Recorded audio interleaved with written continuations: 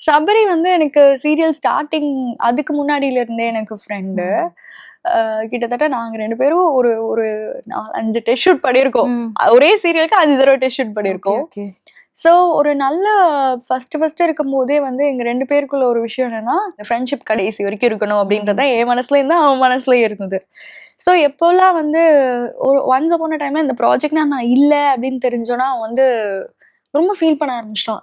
ஏன்னா அவனுக்கு கம்ஃபர்டபுளான ஒரு ஆர்டிஸ்ட் இருந்தாங்கன்னா அவனுக்கும் வந்து அது அந்த சீரியலும் நல்லா போகிறதுக்கு ஒரு விஷயம் இருக்குல்ல, அவனாலே ஃப்ரீயா ஆக்ட் பண்ண முடியும்ல when we have a comfortable artist அப்படிங்கும் போது. ஸோ எனக்குமே அந்த ஃபீல் இருந்தது. ஏன்னா நாங்க 2 பேருமே நல்ல ஃப்ரெண்ட்ஸ் ஆயிட்டோம். அப்படி இருக்கும்போது ஐயோ இந்த சீன் பண்ணிருக்கலாமே, அந்த சீன் பண்ணிருக்கலாமே, இன்னும் சீரியல் நல்லா நம்ம கம்ஃபர்டபுளா ஆக்ட் பண்ணிருக்கலாமே அப்படின்ற ஒரு சில விஷயங்கள் தான். அதுக்கப்புறம் வந்து நான் அந்த சீரியல்ல தான் பண்றேன் அப்படின்னு தெரிஞ்சேன்னா முதல்ல சந்தோஷப்பட்டவன் அவன் தான்.